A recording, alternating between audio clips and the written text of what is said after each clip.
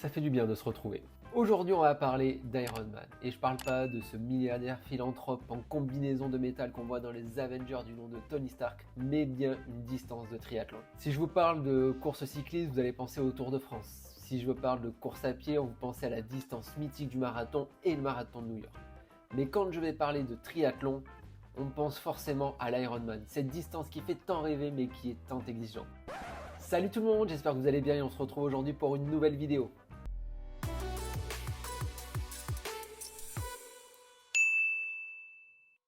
Vous l'avez compris, aujourd'hui je vais vous parler d'Ironman, de cette distance mythique. Mais avant de rentrer un peu dans les origines de cette course, on va faire une petite introduction sur qu'est-ce que l'Ironman. L'Ironman, c'est tout simplement un triathlon au format XXL, avec pour commencer 3,8 km de natation, 180 km de vélo et on termine par un marathon.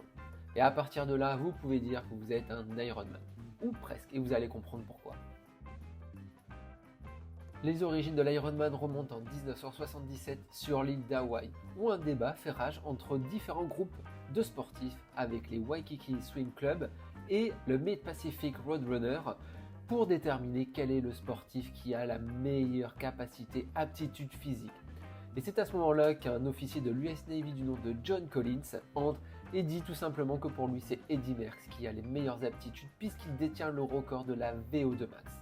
Donc il n'y avait aucun débat à ce niveau-là. Mais bien sûr, comme tous les débats, ça s'éternise au fil de la vie. John Collins décide alors, pour trancher le débat, d'organiser une course regroupant les 3 distances d'un triathlon. Pour cela, il se base sur 3 courses existantes déjà sur l'île, à savoir la Waikiki Roundwater Swim, qui correspond à 3 km 850, donc une distance qui diffère légèrement du triathlon XXL qu'on connaît aujourd'hui. Ensuite, on part sur 185 km de vélo qui correspondent à l'Arong Oahu, qui est la course cycliste organisée sur l'île d'Hawaï. Désolé pour les prononciations des différentes courses.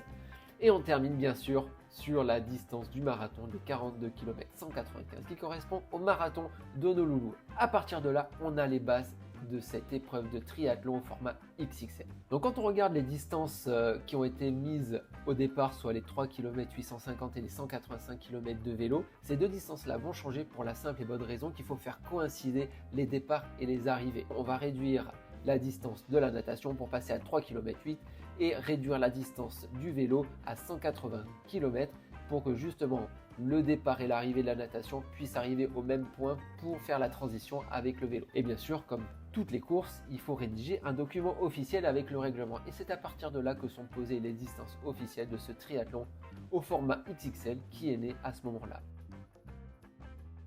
Ce n'est qu'un an après, en 1978, qu'a lieu le premier triathlon au format XXL. Et avant de prendre part au départ, John Collins s'adresse à tous les coureurs en disant « Qui que ce soit qui finit premier, nous l'appellerons l'homme de fer », autrement dit l'Ironman. Et je pense que c'est à partir de là qu'on peut dire que l'Ironman est né. Pour la petite anecdote, ce qu'il faut savoir, c'est qu'au départ de ce premier triathlon XXL ou de ce premier Ironman, il n'était qu'une quinzaine et le premier a fini en moins de 12 heures, 11h48. Et pour renforcer encore plus cette image d'Ironman, John Collins décida d'offrir à tous les finishers un petit trophée d'une figurine fait à partir de bouts de fer. Et voilà comment est né l'Ironman. Quand on pense qu'à l'époque, il n'était qu'une quinzaine et qu'aujourd'hui, ce sont des milliers de coureurs qui s'empressent pour participer à ces triathlons au format XXL sous le nom de l'Ironman. Maintenant, si je suis finisher d'un triathlon XXL, est-ce que je suis forcément un Ironman? La réponse est non. Depuis les années 90, Ironman est une marque déposée. Donc si vous souhaitez participer à une course Ironman, du label Ironman comme on le dit, je vous mets le lien dans la description pour trouver toutes les courses à travers le monde et je pense que vous allez trouver votre bonheur. Bien sûr, si le format XXL vous fait peur, vous pouvez toujours vous rabattre sur un format un peu plus court qui est l'Ironman 70.3. Mais 70.3, qu'est-ce que ça signifie? Eh bien tout simplement, quand on pense aux origines de l'Ironman, les origines sont tout simplement américaines. Donc on ne va pas raisonner en distance kilomètres, bien que on parle aussi en kilomètres, mais plutôt en miles. Et quand on prend bout à bout les différentes distances, les 3 km 8, les 180 km et la distance du marathon, tout ça en miles, ça fait un total de 140,6 miles.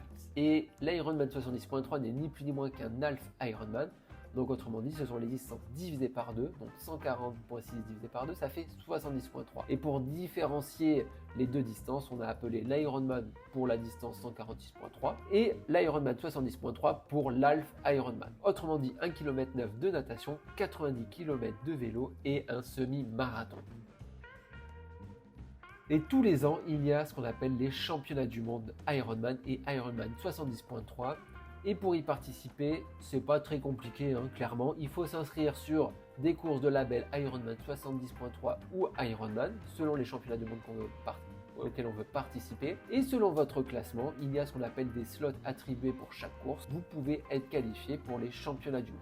Mais ça peut faire l'objet d'une nouvelle vidéo. On arrive à la fin de cette vidéo. J'espère que ce contenu sur les origines et la création de l'Ironman vous a plu. Si c'est le cas, n'hésitez pas à lâcher votre plus beau pouce en l'air. Et puis si cette vidéo vous a plu, n'hésitez pas à vous abonner et activer la cloche des notifications si ce n'est pas encore fait. Moi, je vous dis à très vite pour une prochaine vidéo. Ciao, ciao!